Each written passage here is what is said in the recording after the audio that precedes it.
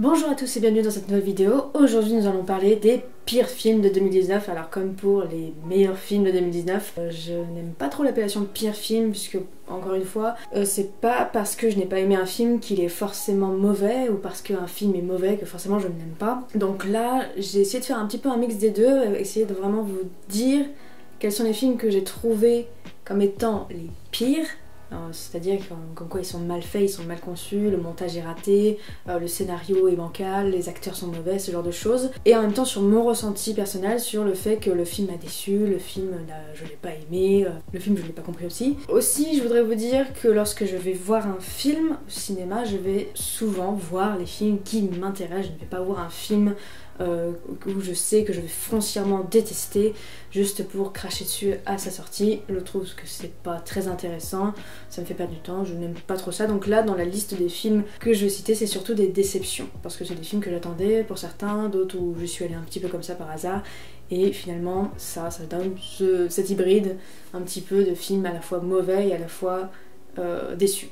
Je vous propose de commencer doucement avec le numéro 10. Alors le numéro 10 c'est Captive State, donc c'est un film de science-fiction qui est passé assez inaperçu en France parce que ce n'est pas une adaptation de comics ou un gros blockbuster. C'est un film qui n'a coûté que 25 millions, donc forcément pour un film de science-fiction où ça parle d'une invasion extraterrestre et comment un groupe rebelle veut tenter de faire un attentat contre ces aliens pour pouvoir s'en libérer et du moins gagner une petite bataille dans cette guerre. Forcément, les effets spéciaux, j'avais vu ça dans certaines critiques, j'ai vu que c'était un gros reproche. Moi, je vous avoue que j'ai pas fait tant attention de ça, ou alors je m'en souviens pas. Donc je vais pas trop épiloguer là-dessus. Je vais plutôt parler du scénario, comme quoi le scénario et les scènes, je trouvais qu'elles étaient intéressantes lorsqu'il n'y avait pas de dialogue. C'était vraiment mon ressenti que j'ai ressenti en voyant le film. C'était vraiment les moments de tension les plus réussis, c'était les moments où justement il n'y avait pas les dialogues et du coup c'était vraiment raconté par l'image, par le montage, et c'est là où on était nerveux, c'est là où vraiment le réalisateur nous faisait ressentir des choses. Sinon j'ai trouvé le film assez plat, assez poussif par moments. Voilà, il veut nous donner des enjeux et finalement ces enjeux-là, pas à les considérer comme des vrais enjeux, on n'arrive pas à se mettre du côté des personnages, je trouve. Et ce qui fait que le film est assez oubliable. Voilà, c'est peut-être son plus gros défaut, c'est d'être oubliable. Et voilà. Après il y a des idées qui sont intéressantes, donc il n'est que 10e, donc si le sujet vous intéresse et si vous êtes un petit peu curieux pour voir des films de science-fiction qui ne sont pas issus qui n'ont pas des gros budgets, donc qui doivent faire preuve d'ingéniosité, il y a quand même des choses intéressantes. C'est assez dissimulé, c'est assez dispatché dans tout le film, mais il y a des idées. Donc voilà, le 10e film. Alors en numéro 9 nous avons Anna. Donc Anna c'est le film qui a été réalisé par Luc Besson, qui nous raconte l'histoire d'une espionne russe qui va travailler pour le KGB mais qui va aussi pas mal changer de camp au cours du film. C'est vraiment un ping-pong, elle passe d'un côté à l'autre, ou alors on découvre qu'en fait elle était depuis tout le temps de ce côté-là, puis ensuite de ce côté-là en fait, et en fait du coup c'est une double agent, triple agent. C'est compliqué à pouvoir décrire, je suis désolée, je lis mes notes. On va commencer par parler des qualités du film quand même. Le film je trouve qu'esthétiquement il est beau, l'image est très belle, la photographie est assez sympa. Je trouve que l'actrice principale aussi s'en sort très très bien, elle est assez jeune, c'est un de ses premiers films, elle est mannequin si je dis pas de bêtises, et je trouve qu'elle s'en sort plutôt bien dans ce rôle là, surtout que c'est pas un rôle qui est très facile puisque c'est un rôle, justement elle est sur tous les fronts, il faut en même temps, on est envie de la connaître, il faut qu'en même temps elle ait des fêlures, quelque chose de brisé en elle, donc c'est pas un personnage facile le personnage d'Anna, mais ce qui pêche surtout c'est le scénario. Parce que voilà, c'est tout un jeu de découvrir en fait de quel côté elle est. Et ça fait qu'on peut facilement être perdu, surtout dans l'espace-temps. Parce qu'on a des flashbacks, on a des moments où les scènes sont remontrées mais dans un certain temps. Et j'ai vraiment trouvé que dès le début du film, en un quart d'heure, on passe dans 3 lieux et 3 temporalités différentes. Enfin, du coup, c'est assez difficile de se repérer, je trouve. Voilà, donc c'est le scénario qui pêche. Et le scénario surtout, il est has-been. J'ai vraiment l'impression que ce scénario-là, ce film-là, s'il était sorti dans les années 90, ce serait devenu un film culte, un petit peu comme Volte-Face, qui aussi a un scénario assez aberrant, mais qui fonctionne parce que c'est sorti au moment où on pouvait y croire, on pouvait se prêter au jeu, ça marchait bien. Et ce film-là, Anna, je pense qu'il aurait marché dans les années 90, je pense qu'il aurait cartonné au niveau des VHS, je pense qu'on l'aurait tous eu. Mais aujourd'hui, avec le recul, avec le contexte actuel, surtout sur les personnages féminins, sur la place des femmes dans les films, je trouve que Anna, du coup, il est vraiment pas dans l'air du temps. C'est limite sexiste, en fait, le personnage d'Anna, parce qu'elle a vraiment tous les clichés de la femme espionne, sexy, qui attire tous les regards, même malgré elle. Et même si on la voit se combattre, ou même si on la voit faire des choses qui pourraient se rapprocher à la famille émancipée, ben, dans les faits, dans les images qu'on voit, on se ressent que c'est réservé pour un public masculin. Voilà, je m'avance un peu évidemment, vous pouvez ne pas du tout être d'accord avec moi, mais c'est ce que j'ai ressenti face au film et c'est pour ça du coup que je le mets qu'à la 9ème place parce qu'il a quand même des qualités, mais du coup le scénario je le trouve vraiment pas terrible et vieux. Voilà, has-been, comme j'ai déjà dit. Ensuite, en 8ème film, c'est un film que j'attendais beaucoup qui s'appelle Le Dindon. Donc Le Dindon, c'est l'adaptation de la pièce éponyme de Feydeau, c'est une pièce de boulevard, donc c'est assez classique. Si vous connaissez un peu les pièces de boulevard, ben c'est exactement le même mécanisme pour faire rire. C'est des porcs qui claquent, c'est des calembours, c'est des malentendus, c'est l'amour sous le placard, c'est ce genre de trucs. C'est des pièces qui sont très dynamiques et qui sont très gestuelles, qui jouent beaucoup sur justement le déplacement des personnages et l'enchaînement des scènes. Et là, ce film, Jalil Lesper, qui est le réalisateur de Yves Saint Laurent, et qui est du coup le réalisateur de ce film, a fait le choix de mise en scène pour dynamiser son film, de faire quasiment tout le temps une réplique, un plan. Et les répliques dans ce genre de pièces, il y en a des très courtes tout le temps, vraiment c'est ta ta ta ta ta. Et là c'est vraiment un plan, une réplique, un personnage. Et ce qui fait que ça dynamise beaucoup de scènes très rapidement, elles sont vraiment quasiment épileptiques, si je peux exagérer. Et du coup ça fait que ça dynamise des scènes où il se passe pas forcément grand chose, où il n'y a pas forcément de gag par rapport au dynamisme de la scène. Et ce qui fait que lorsque le gag devient dynamique et qu'il y a besoin de ce dynamisme là pour le rendre drôle, bah du coup comme on l'a vu pendant tout le film, bah, ça passe complètement inaperçu et c'est très dommage que le film garde ce même rythme. Il veut donner ce côté effréné mais du coup il donne ce côté essoufflé et c'est assez dommage du coup parce qu'on perd plein de blagues et on perd aussi vachement je trouve le jeu des acteurs parce que du coup ils sont coupés tout le temps. Il y a moyen de pouvoir faire durer la scène, de pouvoir faire des déplacements, les suivre, des trucs comme ça. C'est dommage, mais c'est un choix de mise en scène. Ça aurait peut-être pu marcher, mais là pour le coup je trouve que c'est pas bien fait. Dans ce sens-là, dans le montage, dans ce choix de mise en scène. Et ce qui est dommage parce que du coup, je trouve que la deuxième partie du film, qui se passe non plus dans l'appartement mais dans l'hôtel, je trouve que du coup ce montage-là fonctionne très bien. Parce que du coup on a deux pièces et du coup on a des chants contre chants là-dessus. Et ça dynamise, ça donne plusieurs points de vue et ça dynamise la scène. Mais du coup, on l'a vu avant et ça passe inaperçu. C'est vraiment ça a raté.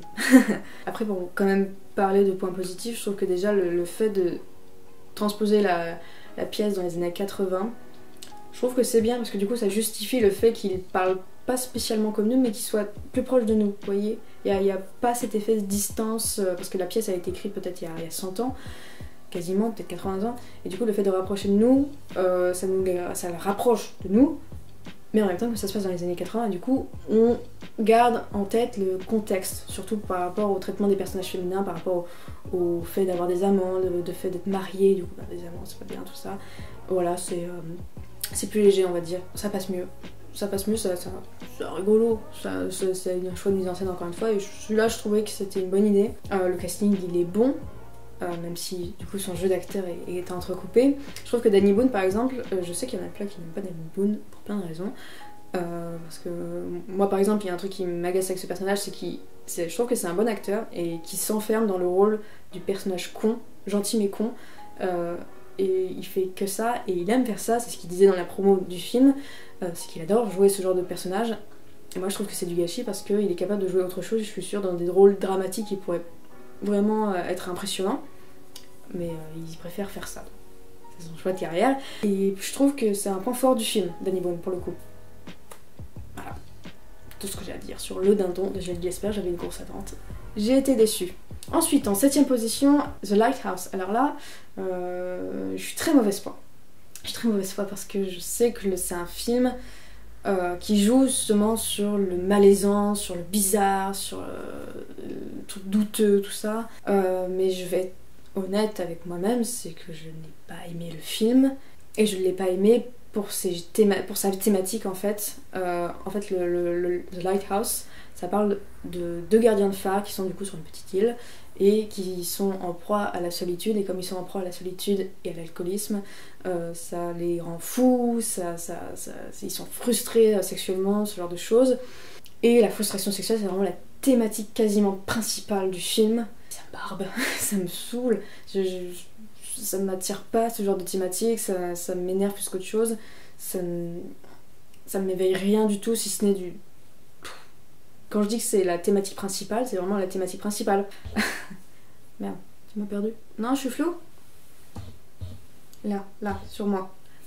Ok, voilà, c'est la thématique de la frustration sexuelle, c'est vraiment pendant tout le film, c'est que ça, c'est limite ça justifie le fait qu'il n'y ait pas de personnage féminin, quasiment, puisqu'il y a une apparition à un moment donné, et que le phare, c'est le symbole phallique. Voilà, je ne fais pas un dessin là-dessus, et il y a plein de métaphores qui sont contenues dans le film pour parler de ça.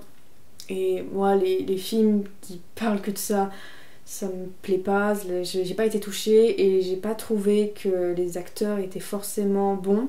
Alors William Dafoe, je trouve que du coup dans le rôle du fou, on a l'habitude de le voir comme ça, il a aussi une gueule d'acteur qui fait que il se met facilement dans la peau de ce genre de personnage. Mais pour le coup, j'ai trouvé que Robert Pattinson, même si je trouve que c'est un bon acteur, même si je sais qu'il y en a qui détestent Twilight, je sais ça, mais c'est un très bon acteur, je vous jure. Moi, j'ai trouvé que dans ce rôle-là, il était pas du tout à l'aise, il était pas du tout dans le truc. J'ai trouvé que lorsqu'il imitait un fou, il imitait un fou, il n'arrivait pas à l'incarner. Et du coup, j'ai trouvé vraiment en dessous. Mais ça, à la limite, encore une fois, c'est mon point de vue, je sais que ça peut plaire ce genre de jeu d'acteur et que ça peut fonctionner, ça peut donner un autre personnage pour une autre personne, mais moi j'ai trouvé que non, ça valait pas le coup. Mais encore une fois, c'est que mon avis, je sais que le film a des bonnes critiques, je sais qu'il est intéressant sur certains points de vue, mais moi je n'ai pas aimé et c'est pour ça que je l'ai mis dans mon classement. Ensuite, en 6ème film, alors c'est un peu la même raison pour laquelle j'ai choisi The Lighthouse dans mon classement, c'est Eve. Alors Yves, j'en ai déjà parlé dans une de mes vidéos et je vais rester là-dessus parce que Yves, c'est très déroutant, c'est très absurde et je sais pas quoi en tirer. Et pareil, ça parle de la sexualité avec peut-être les IA qu'on va avoir dans le futur. Et je trouve pas que ce soit bien traité dans le film, je trouve pas que ça exploite toutes les possibilités de scénario qu'il pouvait y avoir et qui pouvaient être très intéressants.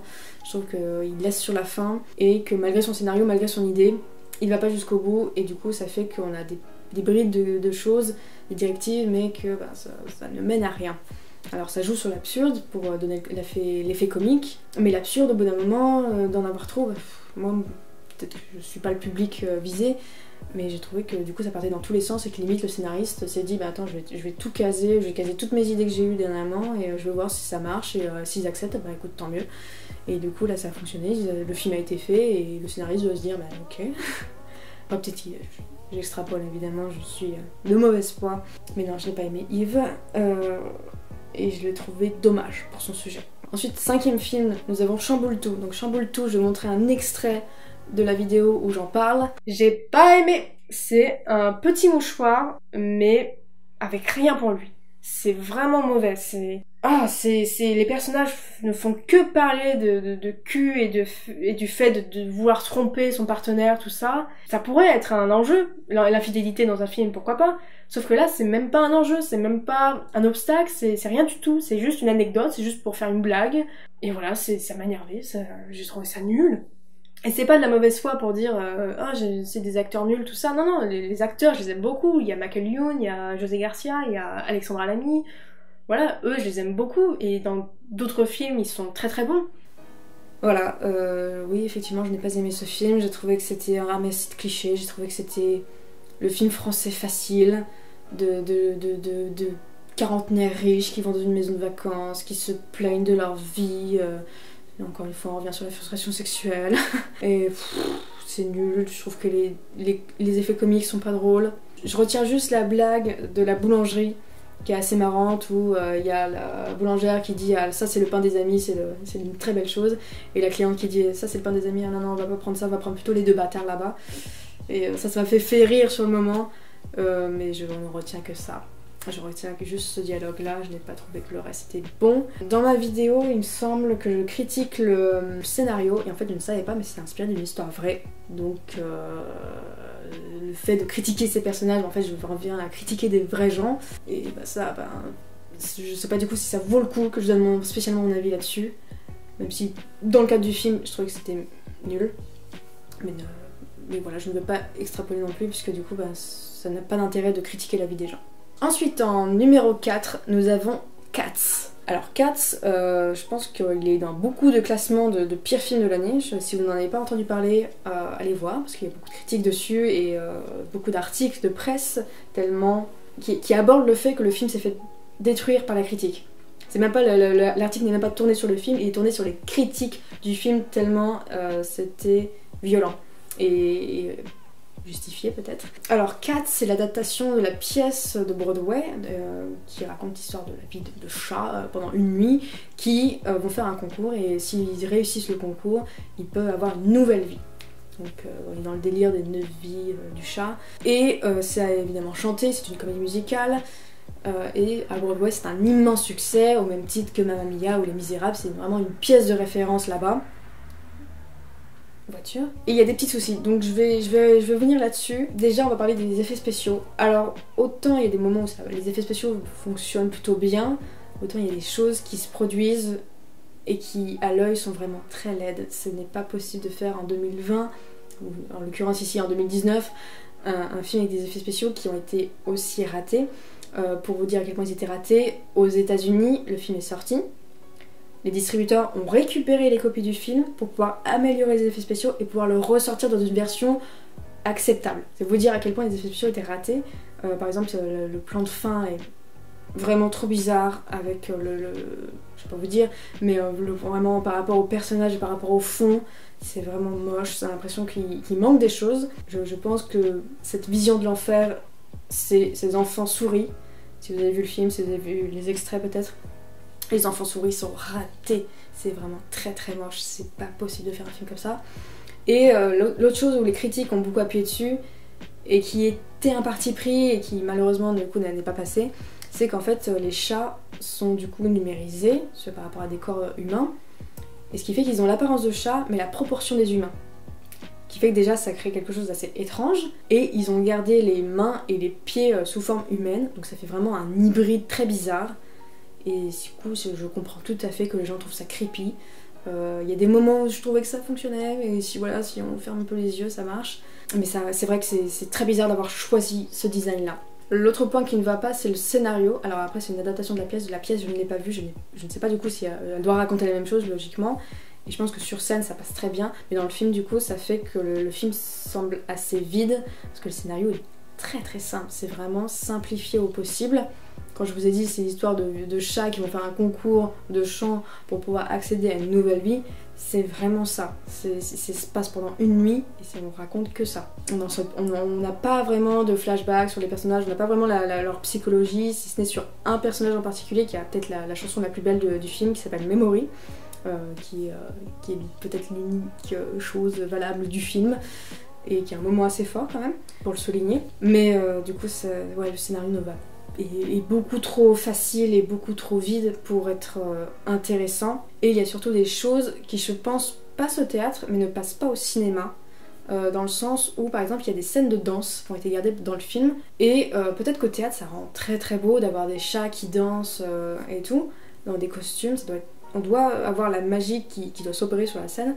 Mais du coup dans le cinéma, surtout avec le fait que ce soit pas vraiment des costumes et des effets spéciaux et que quand ils dansent, ils font des danses humaines, ça fait très bizarre et il y a plusieurs moments comme ça. Et ce qui fait que les gens qui veulent voir un film ont l'impression de voir du théâtre filmé, et les gens qui veulent voir du théâtre, ils vont au théâtre et ils n'ont aucun intérêt en fait à aller voir le film. S'ils adorent la pièce, ils vont pas voir le film parce que du coup ça a l'air d'être exactement la même chose. Les effets de mise en scène cinématographique du film ressemblent beaucoup à ceux qu'on peut voir au théâtre. Donc pas d'intérêt. Et ce qui est très dommage, puisqu'ils ont fait appel à Tom Hooper, qui est le réalisateur du Discours d'un roi et de la version comédie musicale des Misérables avec Hugh Jackman et Anne Hathaway. Donc c'est un très grand réalisateur, moi je l'aime beaucoup. Je trouve qu'il est très intéressant dans sa façon de filmer. On ressent un peu sa patte, mais il a une façon de filmer aussi qui est assez particulière. Et du coup, le fait de rajouter sa patte par-dessus, déjà un truc qui a un scénario vide avec des effets spéciaux bizarres, rajouter en plus sa façon de filmer, ça rend vraiment un mélange bizarre. Et par-dessus ça, on a un casting qui est très beau, qui est très intéressant, c'est un super casting. Et mais du coup, métamorphosé en des chats, ça passe pour certains. Au niveau du visage, je trouve que ça passe. Mais vraiment, le corps du chat ne passe pas du tout. Je trouve que c'est pas une très bonne idée d'avoir fait ça. Et je pense que maintenant, ils le savent au vu des critiques. Il y a quelque chose nanardesque dans le film. Donc ce qui fait qu'on peut avoir quand même de l'empathie pour le film. Nous, on a été le voir parce que du coup, on aime beaucoup le réalisateur. On était assez curieux de voir le résultat que ça pouvait donner. Même si on avait vu les critiques. On voulait savoir de quoi ça parlait, comment c'était fait. Et ce qui fait qu'on a de l'empathie pour le film. On l'aime pas pour autant, mais on a de l'empathie et c'est un cas d'école. Donc si vous voulez le voir, essayez. Les chansons sont intéressantes, la memory est très intéressante et a été beaucoup repris. Oh mon dieu. Film numéro 3, Star Wars 9. Waouh. Que dire sur Star Wars 9 qui n'a pas déjà été dit. Je pense que ce qui résume bien la saga de Disney, c'est cette affiche promotionnelle où on voit littéralement les deux personnages principaux, les nouveaux personnages qui ont été créés par Disney, en train de détruire la statue de Dark Vador, et ils sont littéralement en fait en train de détruire la saga Star Wars. Je suis pas une fan hardcore de Star Wars, j'aime beaucoup les films, mais je suis pas une fan hardcore de Star Wars. Et de mon point de vue de critique et de spectatrice, j'ai vraiment trouvé que ce dernier film était raté, dans le sens où déjà c'est le film qui est censé terminer la trilogie, donc il y avait une grosse attente. Je trouvais que Star Wars 7 était un bon départ. Moi j'étais plutôt optimiste par rapport à ça. Star Wars 8, j'ai détesté, j'ai vraiment détesté, et j'ai trouvé vraiment que c'était incroyable qu'ils aient autant détruit ce que le Star Wars 7 avait installé. Tout a été détruit, tout a été désamorcé dans le 8, et ce qui fait que pour le 9, personne ne savait à quoi s'attendre, et ce qui fait que les scénaristes, ils ont sorti du chapeau Palpatine. Vous êtes au courant, vous le savez, si vous n'avez pas... Ah, attendez, Star Wars 9, hein, si vous n'êtes pas au courant que Palpatine est de retour, je suis désolée, à un moment donné, il faut s'intéresser un petit peu à ce qui se passe dans le monde. Palpatine, ils ont fait revenir Palpatine, et c'est vraiment une technique facile de faire revenir le grand méchant qu'on croyait mort et tout. C'est d'une facilité scénaristique, et en plus c'est vraiment sorti du chapeau parce que ça n'a pas été préparé ni dans le 7 ni dans le 8. Je pense que les scénaristes vraiment ne le savaient pas qu'ils allaient pouvoir repêcher ce personnage là, et c'est vraiment très dommage. Alors oui, on peut parler du fait que du coup Palpatine reste le grand méchant de toutes les sagas, des 3 trilogies et tout. Moi je trouve que c'est vraiment le faire revenir pour limiter la casse.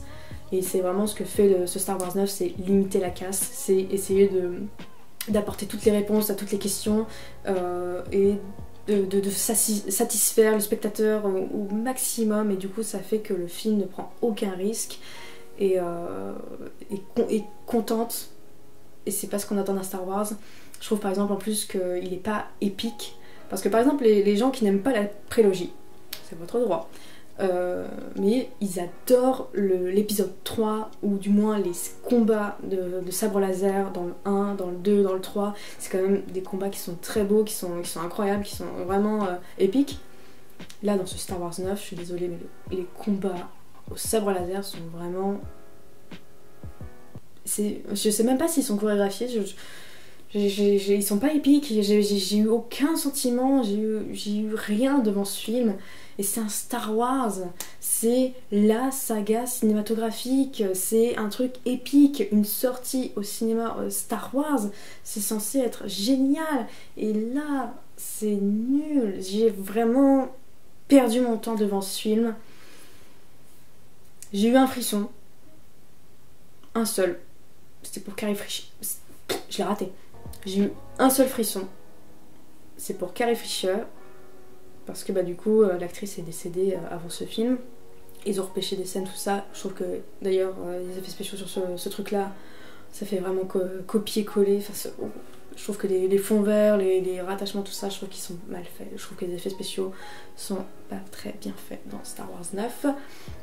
Mais j'ai eu mon moment de frisson pour Carrie Fisher. Je trouvais que, voilà, ça doit pas être simple d'avoir un acteur qui décède, surtout hein, sur un film comme ça, et de pouvoir gérer du coup la mort d'un personnage. Donc voilà, ça c'est peut-être le seul moment où je me dis ok, c'est vrai que c'était pas un exercice simple, donc je veux bien être gentille sur ce moment-là, mais vraiment je trouve que la relation Kylo Ren et Rey, on s'en fout. Oh, et puis la révélation sur Rey, ça sort de nulle part, ce truc. Rey, putain. Parce que du coup, dans le Star Wars 8, on nous explique l'identité des parents de Rey. Et du coup, dans le Star Wars 9, on nous explique que ah oui, mais il fallait pas se concentrer sur les parents de Rey. Ah ah, vous n'y avez pas pensé à ça. Oh, scénario incroyable, n'est-ce pas? Disney avait un univers à construire avec Star Wars. Moi, je trouvais que le Star Wars 7... Allez, pourquoi pas, j'étais encourageante là-dessus, ça pouvait bien démarrer. Le Star Wars 8, il a tout détruit. Le Star Wars 9, il a essayé du coup de se rattacher à ça et de combler des trucs. Ils essaient d'inventer des choses entre les personnages, putain, on s'en fout. Finn, on s'en fout. Le pilote, je sais plus comment il s'appelle, on s'en fout. Tout ça, ils ont pas le charisme des anciens personnages. Ils sont... C'est nul, ça m'énerve déjà d'en parler. Je trouve que la fiche promotionnelle du coup dont je vous ai parlé représente très bien ce que Disney a fait à Star Wars. La détruite. Mais Star Wars 9, malgré tout ce que je peux en dire, malgré tout le dégoût et la haine que j'ai envers ce film, c'est vraiment de la haine, de la colère limite, Star Wars 9 n'est que 3e sur mon classement. Donc il y a encore 2 films que je considère comme étant pires que celui-là. Donc on va pouvoir parler du second film détesté et déçu de ce classement. On va pouvoir parler du 2e pire film de l'année à mes yeux, c'est Dr. Sleep. Ah, j'ai même pas envie d'en parler. Vraiment, venez on efface. Venez on passe, on change tout. Non, je vais quand même dire des choses. Alors déjà, Dr. Sleep, c'est une vraie suite à Shining, le bouquin. C'est-à-dire que Stephen King, l'auteur de Shining, a écrit cette suite-là. Donc c'est pour ça qu'il y a eu ce film. Ça pop pas comme ça.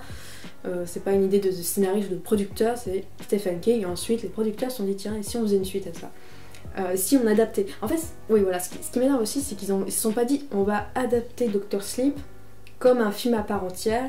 Ils ont vraiment voulu le rattacher à ce que Stanley Kubrick a fait comme film. Voilà, c'est-à-dire qu'ils ont voulu retrouver cette esthétique, cette ambiance, ce style particulier assez froid qu'a Stanley Kubrick avec ce film-là en particulier. Sauf que voilà, quand tu sais que Stephen King trouve que le film de Stanley Kubrick ne représente pas du tout ce que lui voulait, notamment sur la fin, ils étaient complètement désaccords au point que Stephen King a demandé à ce qu'on retire son nom du générique. Bah, du coup tu te demandes en fait ce qui s'est passé pour qu'ils se disent ok, bah là je veux bien faire une suite, ok, la suite ressemble à Shining de Stanley Kubrick, ok, pourquoi pas, oui, bah pourquoi pas, c'est un petit peu contre-productif, mais pourquoi pas. Et comment dire, le film du coup ressemble beaucoup à Shining, mais il n'en a que la ressemblance, c'est-à-dire que c'est une pâle imitation. Il y a des plans par exemple qui sont copiés-collés avec Shining. Notamment je pense à la montagne lorsqu'on a la voiture qui se balade, ou les plans sur l'hôtel sont copiés-collés et c'est du copier-coller numérique, donc moi je trouve ça moche. Voilà, je l'ai vu, j'ai dit c'est moche, c'est vraiment dit ça dans la salle, c'est moche. Pour ne pas être trop méchante non plus avec le fait de vouloir se rapprocher de Shining de Kubrick, je trouvais que les flashbacks étaient plutôt bien faits parce que en fait ils ont fait appel à des acteurs qui ressemblent beaucoup aux acteurs qu'on peut voir dans Shining. Et là-dessus, je trouvais que c'était bien fait. Je trouvais que les acteurs ressemblaient beaucoup aux acteurs, qu'ils avaient réussi à trouver des acteurs qui reprenaient un peu la façon de jouer de ces acteurs-là, et pour ça, je trouvais que c'était plutôt bien fait. Il n'y a que ça. Oui, il y a des limites que ça. Je vois pas en fait ce que je peux te dire de bien sur ce film. Je vois pas. Par exemple, c'est censé être un film qui fait peur. Pas du tout. La seule mécanique qu'ils utilisent pour pouvoir faire peur, c'est ce qu'on appelle le chant contre chant. C'est l'effet Chantal Lobby. Oui, je vous jure que c'est un effet, c'est un vrai effet. Ça n'existe pas, c'est moi qui l'ai inventé, c'est moi qui le dépose. C'est le truc du on me voit, on me voit plus. On me voit, on me voit plus. On me voit un peu, on me voit plus. On me voit, on me voit plus. On a un chant sur le personnage principal, par exemple, Evan McGregor. Ensuite, on a le contre-chant sur ce qu'il est en train de regarder. Au début, il n'y a rien. Chant sur Evan McGregor. Réaction. Contre-chant. On voit quelque chose qui est apparu. On n'a rien entendu, il n'y a pas une porte qui est ouverte, il n'y a pas une fenêtre. Le truc est apparu comme ça. Alors la première fois, oui, pourquoi pas, ça peut faire peur, ça peut être surprenant. Ensuite, chant sur la réaction de Evan McGregor. Contre-chant, le truc n'est plus là. Le truc, il ne l'a pas attaqué, il s'est pas senti, voilà, il a même sa réaction fait qu'on se dit il a pas si peur que ça finalement. Et ça, c'est utilisé pendant tout le film. Donc vraiment, je me suis amusée à faire on me voit, on me voit plus, on me voit, on me voit plus. Et du coup, bah, je n'ai pas trouvé que le film faisait peur. Voilà. Donc peut-être que je suis devenue exigeante, alors que pourtant les films d'horreur, je suis vraiment une pétocharde comme pas possible devant ce genre de film. Et là, Shining, vraiment, pardon. Mais là, Dr. Sleep, vraiment, je n'ai pas du tout eu peur. Donc en tant que film d'horreur, il est raté. En tant que suite, je trouve que du coup c'est une mauvaise suite. Et que du coup, on s'ennuie. Et il dure très longtemps en plus, ce film. Je crois qu'il dure 2h40. Et vraiment, on les sent bien passer les 2h40. Donc c'est pour ça que je l'ai mis en deuxième position. Mais du coup, il n'est pas premier. Alors, quel film peut être pire que Star Wars 9 et Dr. Sleep? C'est une suite aussi, et du coup je vais vous dire, je vais vous révéler ce qui est le numéro 1, c'est Lego Adventure 2. Donc Lego Adventure 2, c'est la suite de Lego Adventure.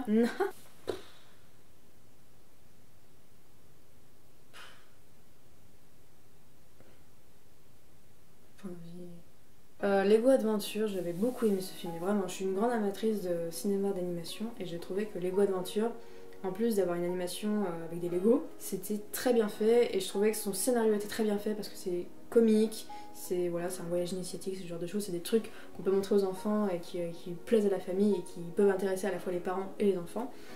Et je trouvais que le message en plus à la fin, sur la relation père-fils, sur le fait de rester créatif, tout ça, toute sa vie, je trouvais que c'était très intéressant et que c'était limite un message très beau. À défendre. Et ils ont fait une suite et dans cette suite du coup au scénario on retrouve les deux réalisateurs qu'on avait du coup pour le premier film et oh là là, c'est pire que rien. C'est vraiment pas terrible du tout et je vais vous donner un exemple, je pense qu'il illustre très bien sur le fait que le film est raté. Dans la salle on était 3 et il y avait du coup un enfant qui préférait jouer avec son fauteuil, un fauteuil de cinéma, plutôt que de regarder le film. Donc voilà, c'est pour vous montrer à quel point ça ne peut plaire ni aux adultes ni aux enfants. Il y a 20-15 ans, ce film, c'est l'équivalent d'un direct au VHS. Pardon, c'est l'équivalent d'une suite direct au VHS. Donc c'est pour vous dire à quel point c'est mauvais. J'aime beaucoup faire ce geste. Voilà, c'est pour ça que j'ai choisi ce film en pire film, parce que déjà, c'était la suite d'un film que j'avais beaucoup aimé, et vraiment il n'y a rien, il n'y a vraiment aucune scène pour sauver un truc. Là j'essayais de trouver des petits trucs à défendre, dans chaque film, même Dr. Sleep j'ai trouvé des trucs, même Star Wars 9 j'ai trouvé des trucs à défendre un petit peu, ou dire oui bon là ok. Lego Adventure, rien. Et il n'y a rien à dire de bien sur ce film, ça a voulu surfer sur son propre succès.